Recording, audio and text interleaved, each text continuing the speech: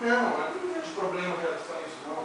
Isso aí é o prazo de qualquer trâmite para poder resolver isso.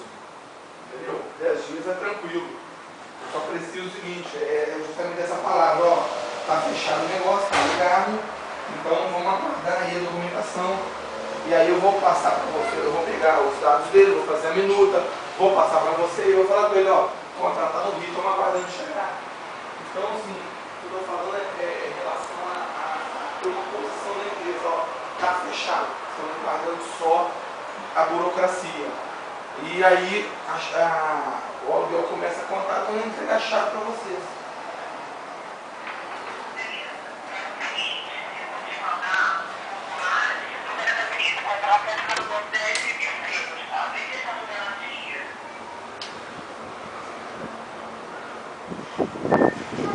Tem possibilidade de fazer depósito de calção? A FMC trabalha com esses trâmites? Como é que vocês